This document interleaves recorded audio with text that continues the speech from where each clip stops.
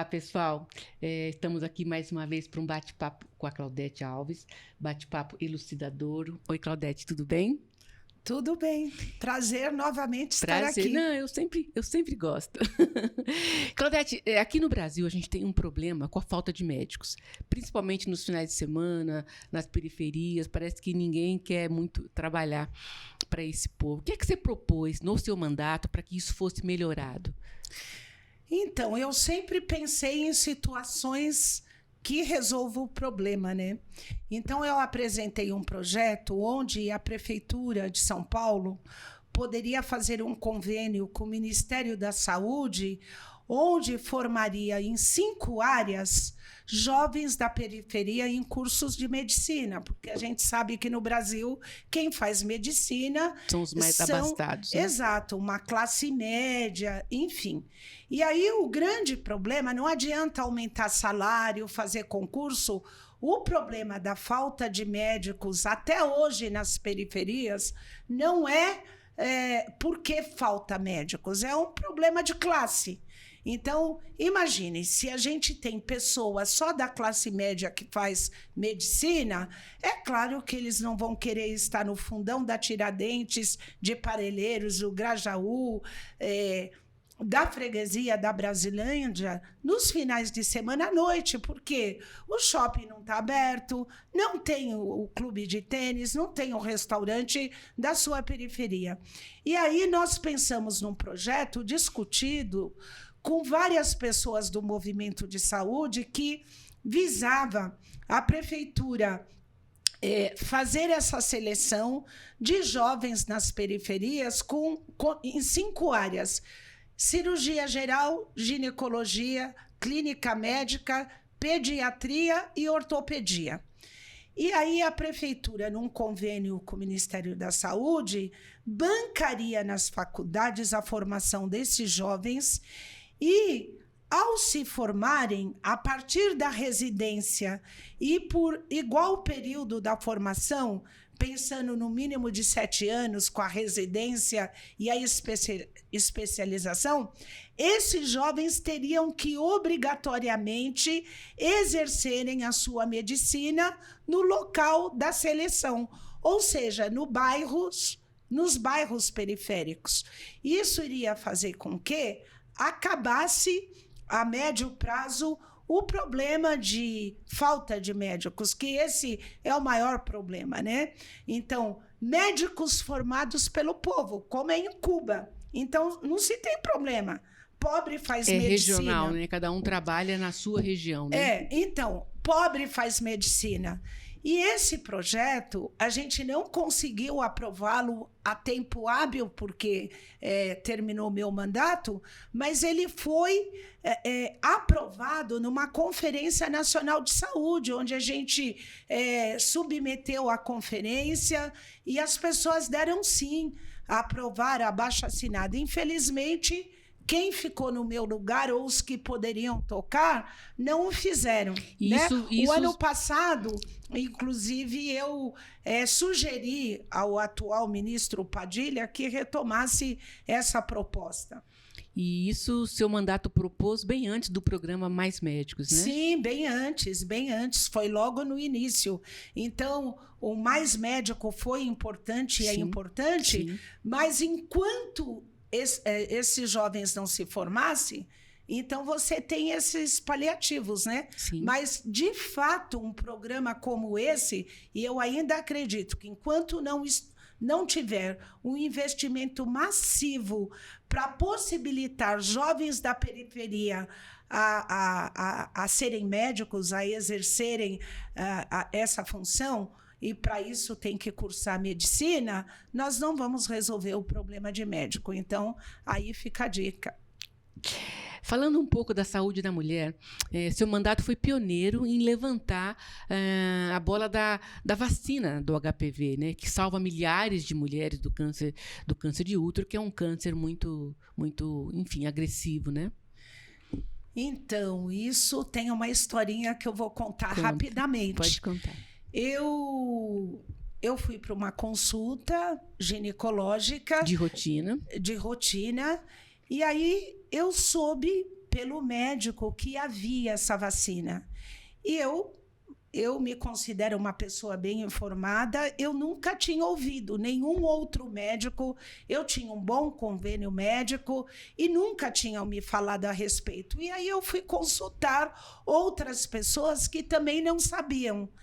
E aí eu fui pesquisar sobre o assunto. Então, naquela época já existia a vacina, que eu acredito que muitas mulheres de classe média também não sabiam, porque os seus médicos não divulgaram. Como era uma vacina muito cara, então não se tinha interesse de divulgar. E eu, como sou cri-cri, eu acho, olha, é melhor continuarem tendo câncer, porque aí eu faturo mais, a indústria fatura mais tal. Quando eu soube da existência da vacina, eu pirei. E aí, à época, ela imunizava até 26 anos. Então, eu já não poderia mais ser imunizada. Era coisa para gente jovem, adolescentes, né? Mas a minha filha, sim. Então, eu já garanti que a minha filha, que na época ainda tinha menos de 23 anos, pudesse tomar a vacina. E ela tomou em 2 doses. Pasme o preço. Na época, eu paguei R$ 1.800 cada dose. Ou seja... Não é barato, né? R$ 3.600. Aí eu pensei... Nesse preço não é todos que têm acesso, né? Então, eu pensei, nossa... Isso tem que virar política pública. Foi quando eu apresentei o projeto e todos os meus projetos eu mandava para a Casa Civil, mandava para Brasília. E aí terminou meu mandato, eu fiquei assessorando um vereador, o vereador Donato, e que me deixou continuar com as tratativas. Eu entrei em contato com os representantes do laboratório, porque, assim, era caro, mas quando vira política pública, sim, a quantidade faz com que o preço caia lá embaixo. Né?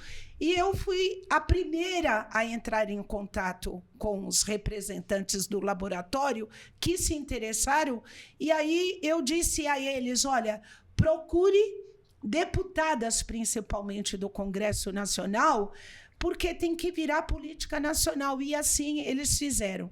E mesmo assim, o projeto, um vereador médico, e tudo eu dou nome, Fernando Pézaro, quando terminou meu mandato, me procurou e disse, Claudete, você pode passar a autoria do seu projeto HPV?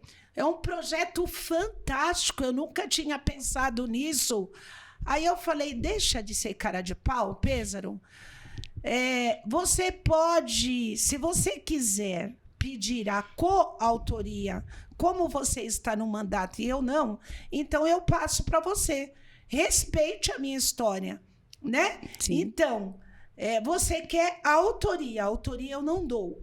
Eu te dou a coautoria. Aí o Pézaro ficou vermelho e não falou mais nesse assunto.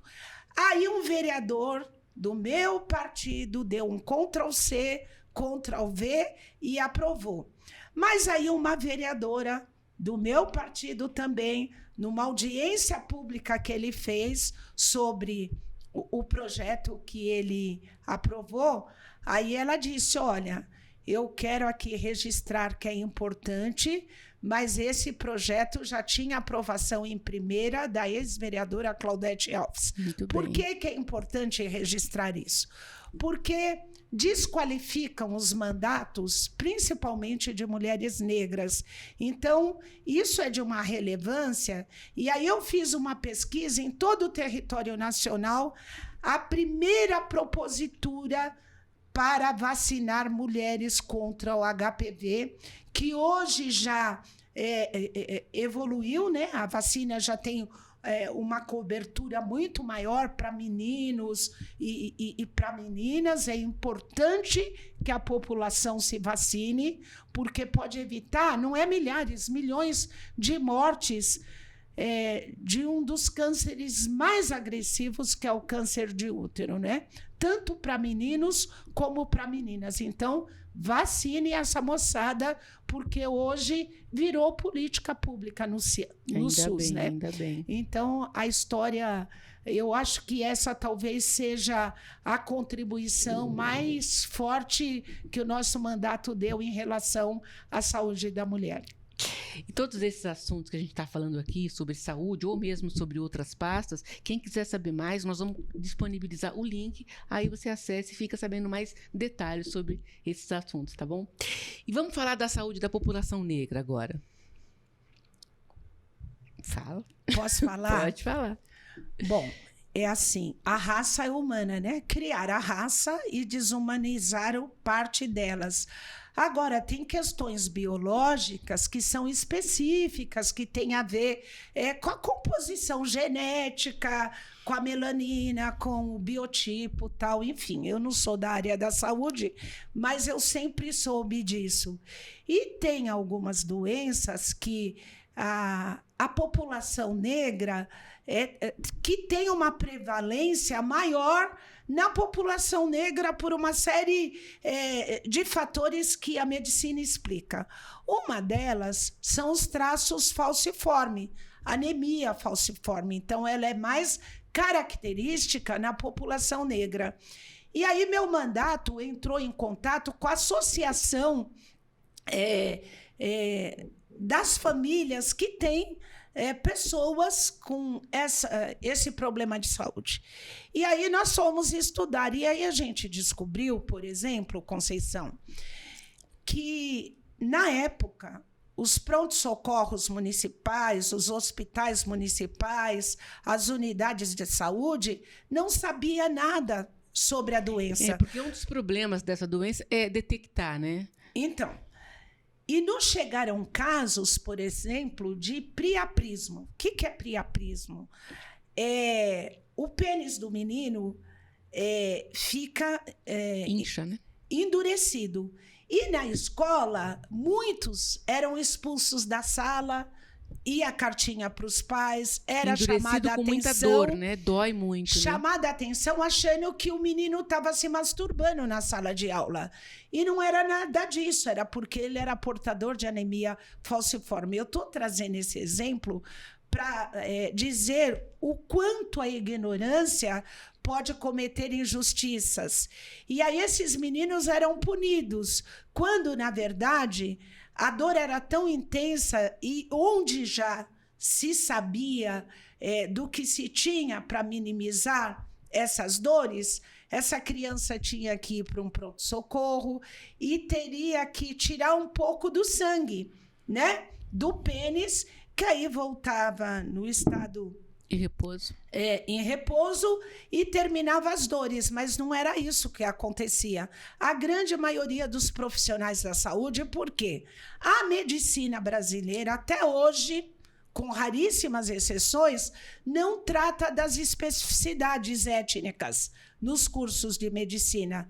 Um outro exemplo disso é a miomatose uterina, que tem uma prevalência, uma incidência muito grande nas mulheres negras e outros tipos de anemia. Então, sabedores disso e preocupados com isso, nós, e sempre debatendo com os familiares, com as associações, nós apresentamos um projeto que virou lei, que criou a Semana da Anemia Falciforme. Qual foi a importância dessa lei? Que a lei obriga a prefeitura a dar formação e alertar sobre o que é essa doença. Então, dá formação para o pessoal da saúde e também para a comunidade saber. Então, eu acho que isso foi importante.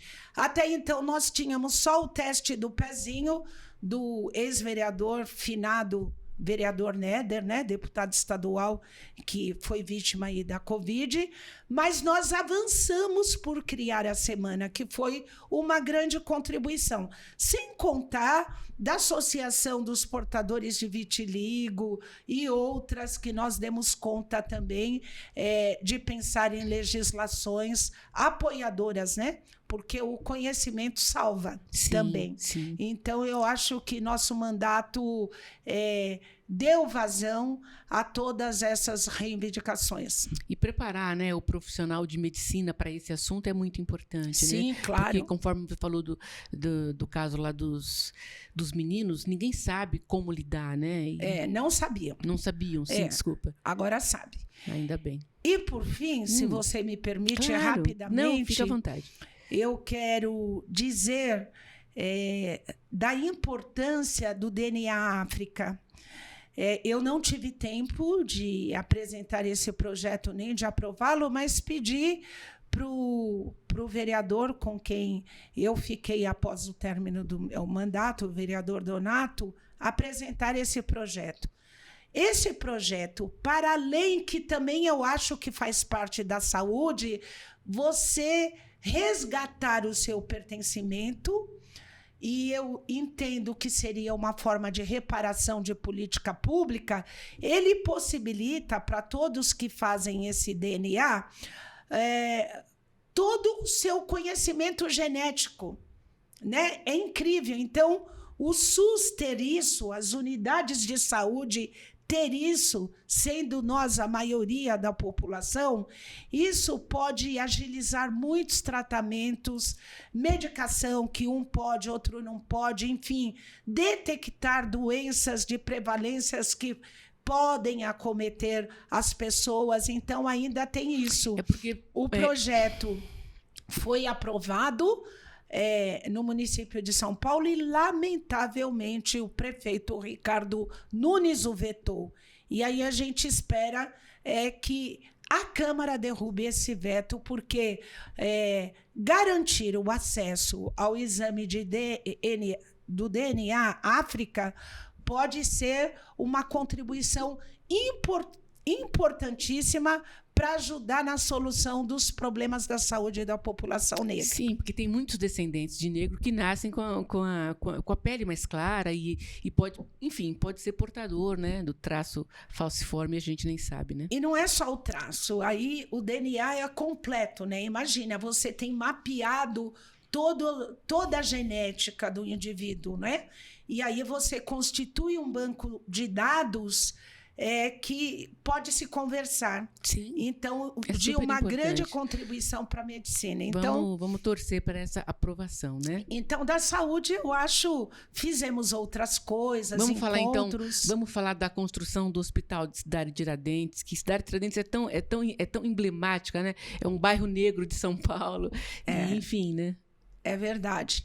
Bom, enfim, em todo o governo, o cobertor é curto, mesmo se falando do terceiro maior PIB do Brasil, né? Ainda eu acho que é. Se não é o terceiro, é o quarto, a cidade de São Paulo.